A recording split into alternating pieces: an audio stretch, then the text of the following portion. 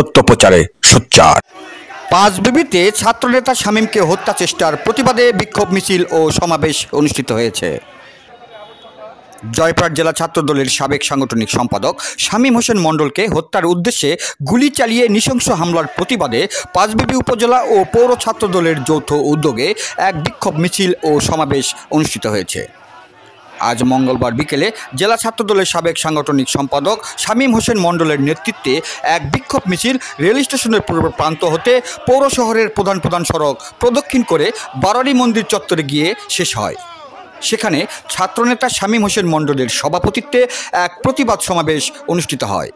জেলা ছাত্রদলের যুগ্ম সম্পাদক লিটন মণ্ডলের সঞ্চালনায় এ প্রতিবাদ সমাবেশে বক্তব্য রাখেন জয়পুরহাট সরকারি কলেজ শাখা ছাত্রদলের সাবেক সাধারণ সম্পাদক সাইফুল ইসলাম বুলেট, পাঁচবিবি থানা বিএনপির সাবেক যুগ্ম সাধারণ সম্পাদক অধ্যক্ষ নওশাদ আলী, থানা বিএনপির সাবেক দপ্তর সম্পাদক প্রভাষক সাইদুর রহমান, ধরঞ্জি ইউনিয়ন বিএনপির সাবেক সহসভাপতি আবু নসর চৌধুরী ফরহাদ, যুবনেতা হারুনুর রশিদ দোয়েল, থানা যুবদলের সাবেক আহ্বায়ক মাসুম ও বালিঘাটা ইউনিয়ন ছাত্রদলের সভাপতি সাকিব প্রমুখ। বক্তারা ছাত্রনেতা শামীম হোসেনের উপরে গুলি করে হত্যা চেষ্টাকারীদের আগামী 7 দিনের মধ্যে গ্রেপ্তারের দাবি জানান, অন্যথায় দুর্বার আন্দোলন গড়ে তোলা হবে বলে হুঁশিয়ারি ব্যক্ত করেন। জয়পুরহাট থেকে জেলা প্রতিনিধি মোহাম্মদ দবিরুল ইসলামের report, DD channel news desk. এই শিকা পাঁচবিবি উপজেলা পরিষদ নির্বাচন বিএনপির সিদ্ধান্তের বাইরে গিয়ে পড়ে আওয়ামী লীগের সাথে লিয়াজু করে নির্বাচিত হয়ে পাঁচবিবির জনগণকে ধোঁকা দিয়েছিল। তারপরে আপনারা দেখেছেন সেই 24 সালের জাতীয় নির্বাচনে ক্ষমতায় আসার পরে এই শিকা কি করেছিল?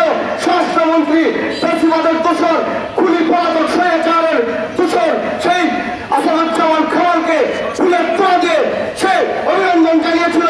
আপনারা কি বুঝতে পারেন না সে কারণের জন্য বাস্তবায়ন করতে এসেছিল?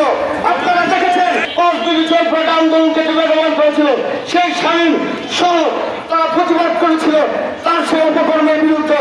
সেই কারণে ফরিদপুর থেকে ভারতীয় কিলা এনে তাকে হত্যার উদ্দেশ্যে হামলা করা হয়েছে। এই সব অপকর্ম সন্ত্রাসী কার্যক্রমের সঙ্গে জড়িত আছে, যাদের পরিকল্পনায় এইরকম একটি হত্যাকাণ্ড ঘটাবার প্রচেষ্টায় লিপ্ত রয়েছে, তাদেরকে অবশ্যই তদন্তের মাধ্যমে তাদেরকে আইনের আওতায় নিয়ে আসতে হবে এবং আমরা দেখতে চাই আগামী সালে তাদেরকে আইনের আওতায় এনে আদালতে সোপর্দ করা হয়েছে। নইলে আমরা পাঁচবিবিবাসী এই শামীমকে সামনে নিয়ে আমরা লাগাতার আরো প্রতিবাদ কর্মসূচি চালিয়ে যাব।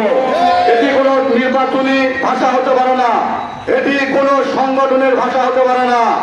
এই পাঁচবিবিতে অনেক আমাদের গ্রুপিং এ মারামারি হয়েছে, ধাওয়া পাল্টা দেওয়া হয়েছে, আওয়ামী লীগের সঙ্গে ধাওয়া পাল্টা হয়েছে, কিন্তু কোনোদিন ওই অন্য জেলা থেকে কিলার ভাড়ায় করে নিয়ে আসে এখানে হত্যার কোন রাজনীতি এই পাঁচবিবিতে হয়নি। এই যে নতুন ট্রেডিশন চালু করলেন, এর জন্য আগামীতে কোনো দুর্ঘটনা ঘটলে আপনাদেরকে দায়ী থাকতে হবে। আমরা বেঁচে গিয়েছি, আমরা ইতিমধ্যে জানতে পেরেছি কার নেতৃত্বে কার চক্রান্ত হয়েছে, প্রশাসন ভাইদেরকে জানিয়েছি, তাদের নামে ইতিমধ্যে পাঁচবিবি থানায় মামলা দায়ের করা হয়েছে এবং আমরা একজন সশস্ত্র আনসারীকে আমরা পাঁচবিবিবাসী সকল জনতা মিলে আমরা সকলে মিলে আমরা ধরতে সক্ষম হই। আমি প্রশাসন ভাইকে জানাতে চাই, যেহেতু ধরা পড়েছে যারা হত্যার উদ্দেশ্যে এসেছিল তাদের মধ্যে একজনকে আমরা ধরতে পেরেছি। প্রশাসন ভাইকে আমি অনুরোধ করবো, আপনারা তাকে রিমান্ডে নিয়ে তার কাছ থেকে তথ্য উপাত্ত নিয়ে সঠিক যেটি হবে আপনারা সেই তদন্তের মাধ্যমে প্রকৃত আসামিকে খুঁজে বের করবেন।